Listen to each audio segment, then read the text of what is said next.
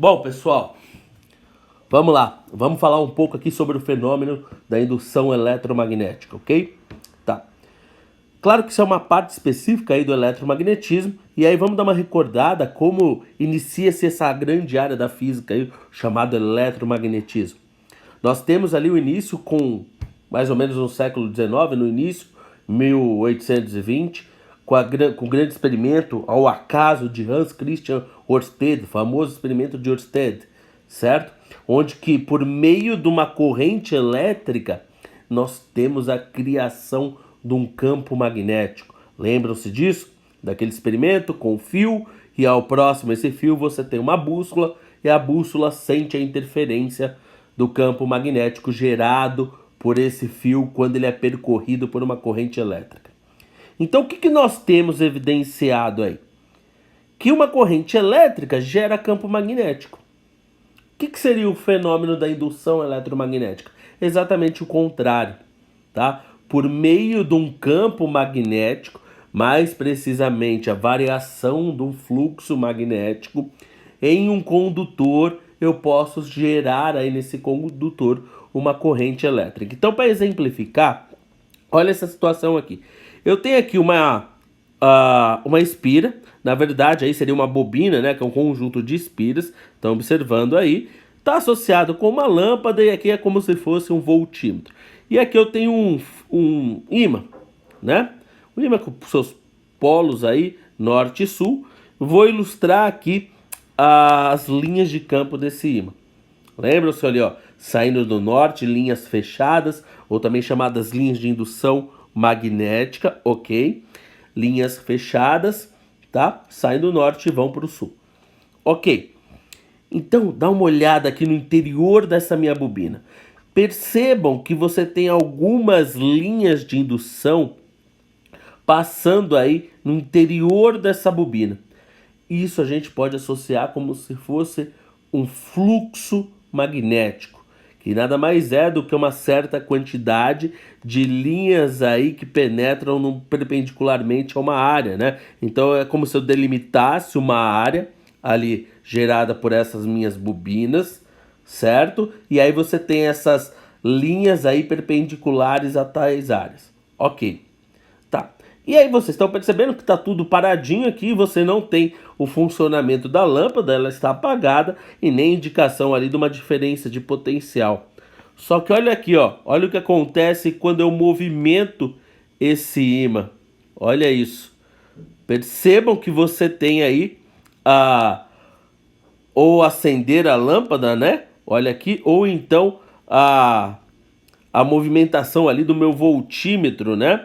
Por quê? Quando você movimenta, seja afastando ou aproximando esse ímã, você tem uma variação do fluxo magnético no interior dessa bobina. Claro que quando o ímã está mais afastado, o fluxo é baixo, olha lá, você tem poucas linhas passando no interior da bobina. Quando você vai aproximando esse ímã, vai aumentando a quantidade de linhas.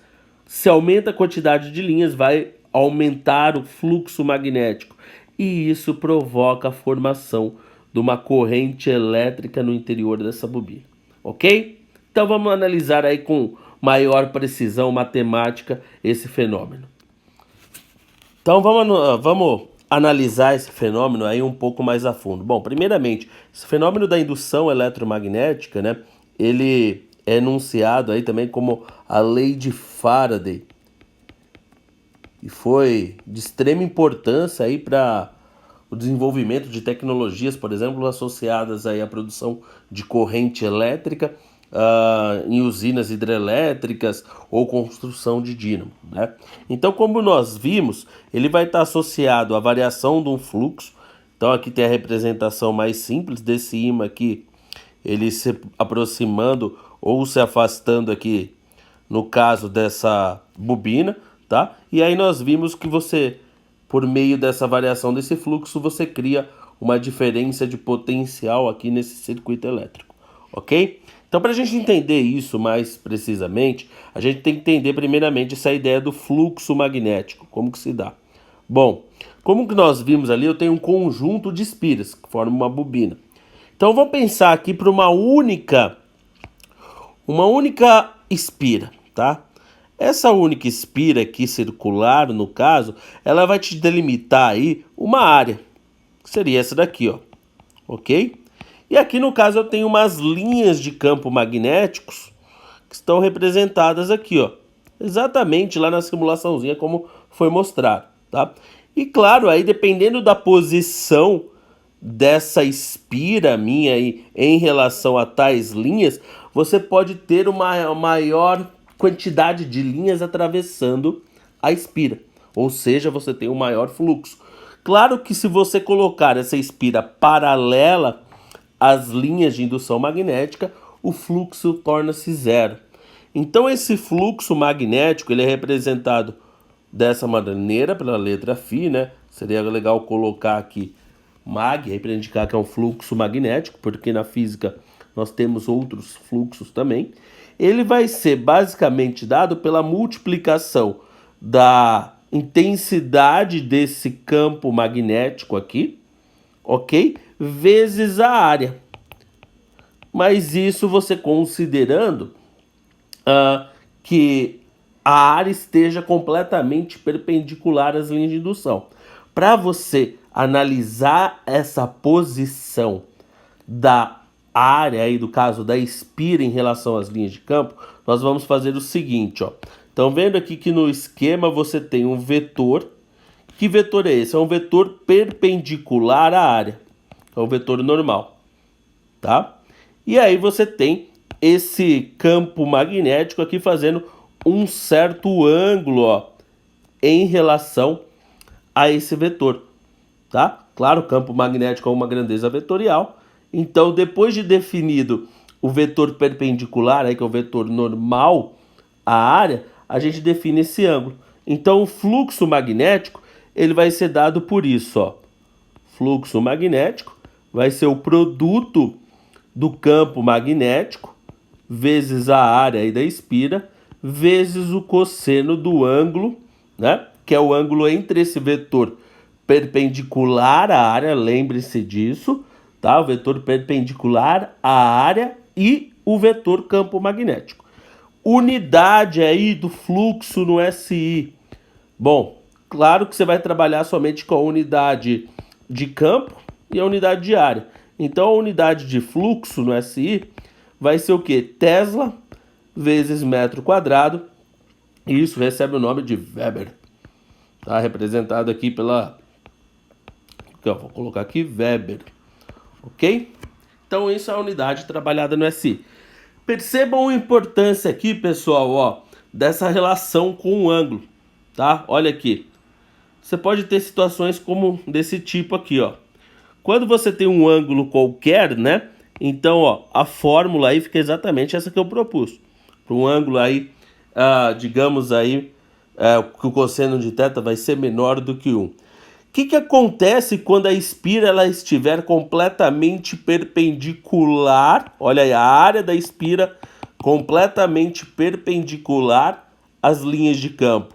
Quando a área da espira está completamente perpendicular às linhas de campo, o vetor normal a essa área ele vai estar paralelo ao campo magnético. Então, ou seja, o ângulo entre esse meu vetor normal e essas minhas linhas de campo vai ser nulo.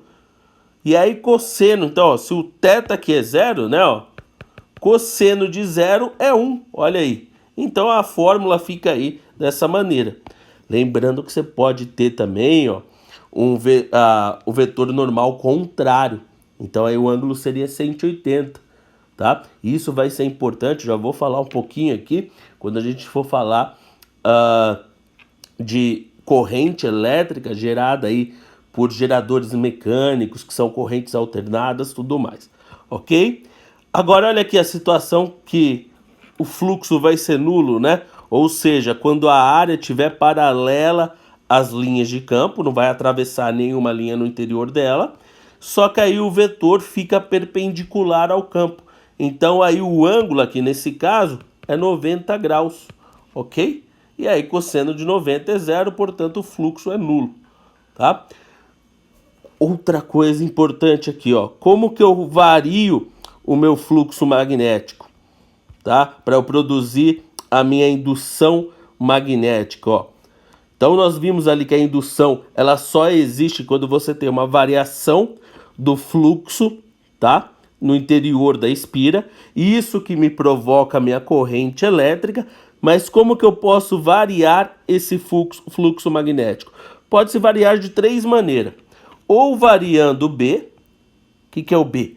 O campo magnético seria a ideia, como nós vimos na simulação, de aproximar ou afastar o ímã. Então você aumenta o campo no interior da espira ou diminui, certo? Ou você pode variar a área. O vestibular gosta muito disso, você expor uma espira, um campo magnético, ou retirá-la de um campo magnético, você está variando a área exposta. Ou então aqui, como eu falei no caso dos geradores mecânicos, ó, girando-se essa espira, né? Na verdade você está variando o quê? O θ, ok? E isso daqui vai estar muito associado com a corrente alternada, né? Então a gente vai falar isso mais para frente, produção de corrente alternada que ocorre aí nos geradores mecânicos, nos dínamos ou geradores presentes em usina hidrelétrica, termoelétrica, até na nuclear, na eólica, todas elas têm aí esse meu geradorzinho que vai trabalhar com a corrente, a força eletromotriz alternada.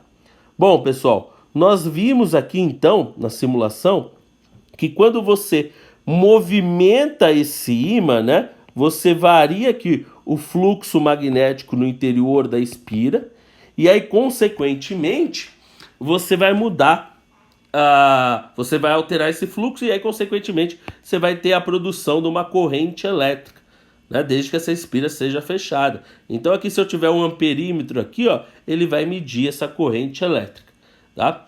Mas vocês, não sei se vocês chegaram a perceber ali na simulação que dependendo do sentido que eu movo esse ímã, se aproximando ou afastando, eu tenho um certo sentido da corrente, portanto, um certo valor de diferença de potencial, tá?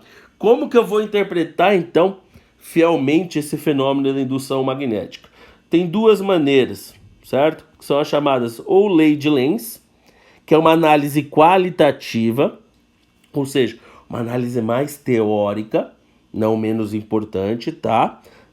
Do fenômeno, ou a lei de Faraday-Newman, que trabalha aí juntamente aí com o físico alemão Newman, né? Ele vai trabalhar uma análise quantitativa, uma formulinha aí para cálculos matemáticos. Então, para a gente chegar na Faraday-Newman, vamos primeiramente entender a lei de Lenz. É uma lei assim de compensação, tá? Ele está falando aqui, ó, que o sentido da corrente que é induzida, isso é um termo muito importante, corrente elétrica induzida na espira, é tal que, por seus efeitos, opõe-se à causa que lhe deu origem. Ou seja, o que está falando daqui? Ó?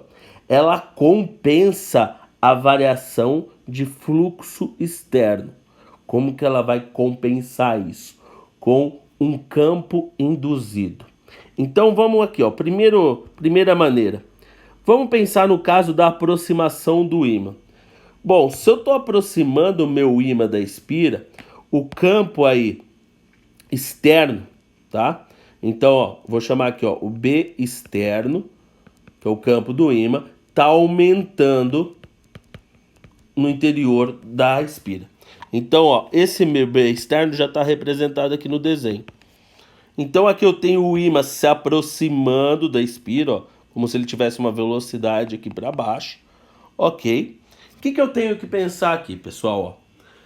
A natureza, ela tudo vai tender ao equilíbrio, ok? Então vamos pensar o seguinte, você não tinha, imagine esse ímã inicialmente infinitamente afastado, ok? Tá uma distância muito grande. Então você não tem inicialmente nenhum campo no interior da espira, ou seja, você não tem um fluxo magnético, você tem um fluxo magnético nulo no interior da espira. Conforme esse campo, esse ímã vai se aproximando, concorda que vai aumentando o fluxo, né? Vai aumentando o campo externo no interior da espira. Tá. O que a natureza ela tende a fazer? A natureza ela tende a tentar deixar a maneira tudo como estava, ou seja, equilibrada.